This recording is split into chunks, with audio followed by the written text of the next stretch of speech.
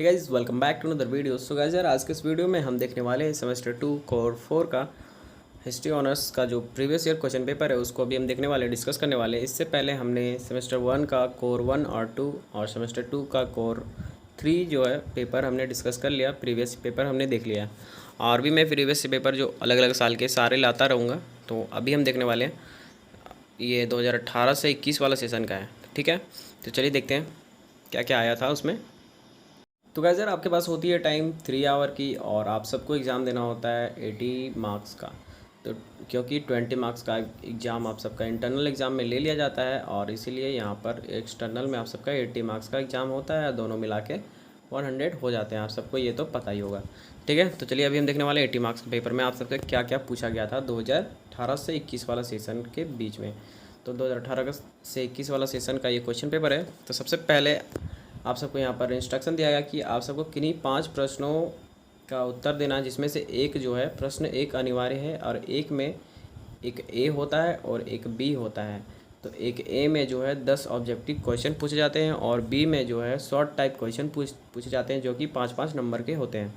तो अभी हम देखेंगे पहला ये यहाँ पर क्या क्या पूछा गया था ऑब्जेक्टिव टाइप क्वेश्चन में। तो सबसे पहला क्वेश्चन जो पूछा गया था वो था कि द्वितीय विश्व युद्ध का आरंभ कब हुआ था।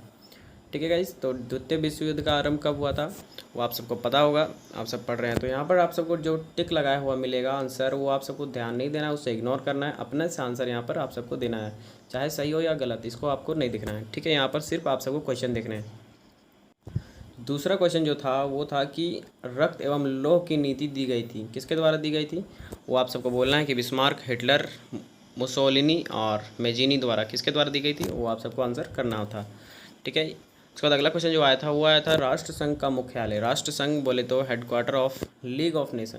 तो लीग ऑफ नेशन का मुख्यालय कहाँ था उसको आप सबको यहाँ पर बताना है। नेक्स्ट क्वेश्चन जो था वो था बर्लिन कांग्रेस का स्थापना कब हुआ था। ठीक है, बर्लिन कांग्रेस कब हुई थी, मतलब यहाँ पर क्वेश्चन छूट गया है, बर्लिन कांग्रेस का स्थापना कब हुआ था तो वो पूछा गया यहाँ पर। तो उसके बाद उसका आंसर आप सबको देना था। उसके बाद पेरिस शांति सम्मेलन आयोजित कब किया गया था। तो पेरिस शांति सम्मेलन कब आयोजित किया गया था, एक क्वेश्चन आप सबसे पूछा गया था।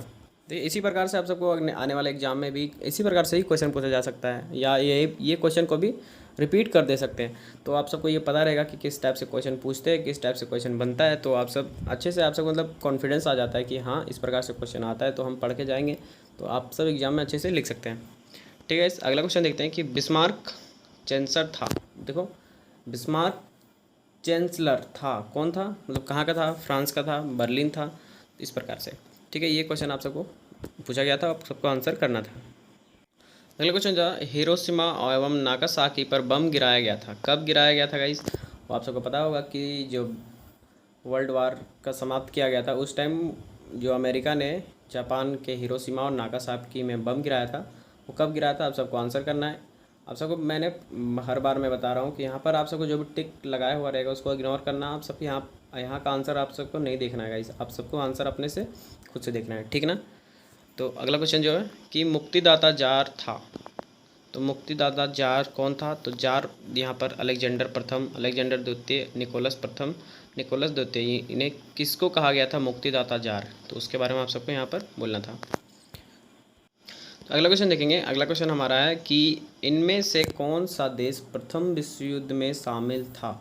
तो प्रथम विश्व युद्ध में कौन कौन सा देश शामिल था, तो वो देखिए यहाँ पर क्वेश्चन मतलब ऑप्शन दिया हुआ ब्रिटेन, बेल्जियम, इटली और इनमें से सभी।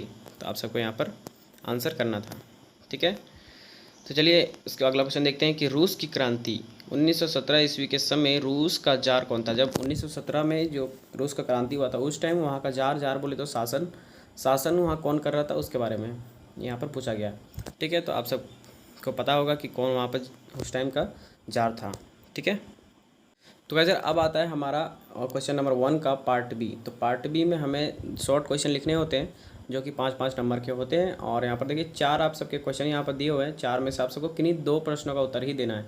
ठीक है, तो यहाँ पर देखिए क्या क्या ऑप्शन दिया कि वसारे की संधि के बारे में आप सबको लिखना था, उसके बाद बिस्मार्क की विदेशी नीति के बारे में लिखना था, या मुसोलिनी के बारे में, मुसोलिनी के जीवन से संबंधित उनके बारे में उन्होंने क्या क्या किया कार्य किया था, उसके बाद अलेक्जेंडर द्वितीय के बारे में। आप सबके पास यहाँ 4 ऑप्शन मिल गए थे और उनमें से आप सबको 2 का आंसर देना था। ठीक है। तो यहाँ पर जो भी आप सबको जो अच्छे से आता है उसका आंसर यहाँ पर देना था बस। और 5-5 नंबर का दोनों क्वेश्चन होते हैं, ठीक है। उसको बताते हैं लॉन्ग टाइप क्वेश्चन। तो लॉन्ग टाइप क्वेश्चन जो होते हैं वो 15 नंबर के होते हैं, एक क्वेश्चन 15 नंबर का, ठीक है। तो यहाँ पर आप सबको पहला क्वेश्चन जो पूछा गया था वो था प्रथम विश्व युद्ध में, मतलब प्रथम विश्व युद्ध की घटनाएं एवं परिणामों का विवरण करना था। तो प्रथम विश्व युद्ध का घटना क्या क्या था और क्या परिणाम निकला था उसका यहाँ पर विवरण करना था, ठीक है। अगला क्वेश्चन जो था और राष्ट्र संघ के प्रमुख अंगों का मूल्यांकन करें। तो राष्ट्र संघ बोले तो लीग ऑफ नेशन का प्रमुख अंग कौन कौन सा है उसका बारे में यहाँ पर लिखना था, ठीक है। अगला क्वेश्चन जो है 1878 के बर्लिन कांग्रेस के कार्यों का विश्लेषण करें। ये आप सबका अगला क्वेश्चन हो गया था, ठीक है। नेक्स्ट क्वेश्चन देखेंगे। नेक्स्ट क्वेश्चन जो हमारा था कि 1917 ईस्वी के रूसी क्रांति के परिणामों का परीक्षण करें, ठीक है। 1917 में जो रूसी क्रांति हुआ था उसके बारे में आप सबको यहाँ पर लिखना था। उसके बाद पेरिस शांति सम्मेलन 1919 का पेरिस शांति सम्मेलन जो हुआ था उसके बारे में यहाँ पर लिखना था। देखिए यहाँ पर आप सबको बहुत सारे जो ऑब्जेक्टिव टाइप क्वेश्चन होते हैं उसका आंसर भी यहाँ से मिल सकते हैं। आप सब एक बार ज़रूर देख लीजिएगा कि यहाँ पर देखिए वहाँ पर पूछा गया था कि पेरिस शांति सम्मेलन कब हुआ था, और यहाँ पर एक ऑप्शन मतलब ये भी आ सकता है 1919 में पेरिस शांति सम्मेलन का लेख, मतलब कि 1919 में एक पेरिस शांति सम्मेलन हुआ था, ठीक है। अगर आप सबको ऑप्शन वहाँ पर दिया होगा तो आप सब इसे भी इसके हिसाब से भी आप सब आंसर कर सकते हैं, ठीक है गाइस। तो ये भी आप सबको पेपर में भी आप सबको क्वेश्चन पेपर में भी एक दो का आंसर मिल जाता है, ठीक है। तो अगला क्वेश्चन देखते हैं द्वितीय विश्व युद्ध के परिणामों का विवरण करें। तो द्वितीय विश्व युद्ध का परिणाम क्या क्या हुआ था उसके बारे में आप सबको लिखना है। उसके बाद अगला क्वेश्चन है कि फांसीवाद पर एक लेख लिखें। फांसीवाद क्या था उस पर एक लेख लिखना था, ठीक है। उसके बाद हिटलर के उदय, आप सबका हिटलर के बारे में यहाँ पर पूछा गया कि हिटलर का उदय, नाजीवाद का विकास, उनके योगदान का विवरण करना था। तो ये हो गया पूरे क्वेश्चन। यहाँ देखिए आप सबके 8 क्वेश्चन यहाँ पर है। 8 में से आप सबका सिर्फ 4 क्वेश्चन का आंसर देना था कि 15 × 60, हर एक क्वेश्चन का 15 नंबर और आप सबको × 4 हो जाएगा तो 60 नंबर का यहाँ पर, और उधर 20 नंबर, मतलब कि टोटल 80 मार्क्स का आप सबका एग्ज़ाम होता है, ठीक है गाइस। तो ये हो गया पूरा क्वेश्चन पेपर। अगर गाइस और एक बात, अगर आप सब चाहते हैं कि मैं भी आप सबके लिए क्लास लाऊं जो हिस्ट्री का पूरा सेमेस्टर 1 से 6 तक, तो मैं अगर आप सब चाहते हैं तो कमेंट कर सकते हैं, मैं आप सबके लिए क्लास भी प्रोवाइड करा दूंगा। तो गाइस यार अगर आप सबको मेरे से पढ़ने में अच्छा लगता है तो ही बोलें, और मैं आप सबको प्रोवाइड करा दूंगा पूरा क्लास जो हिस्ट्री का ही, स्पेशल हिस्ट्री का मैं, क्योंकि मैं हिस्ट्री ऑनर्स का स्टूडेंट हूँ, टीचर तो नहीं हूँ, बस स्टूडेंट हूँ। तो आप सब को पढ़ा सकता हूँ गाइस। तो अगर आप सब चाहते हैं पढ़ने के लिए तो आप मुझे कमेंट करें, मैं आप सबके लिए क्लासेस लाऊंगा, और हर एक टॉपिक पे, जिस टॉपिक पे आप सबको दिक्कत होता है तो आप मुझे कमेंट कर सकते हैं, तो मैं आप सबके लिए क्लास ला सकता हूँ, ठीक है गाइस। तो मिलते हैं अगले वीडियो में, तब तक के लिए बाय बाय और थैंक यू।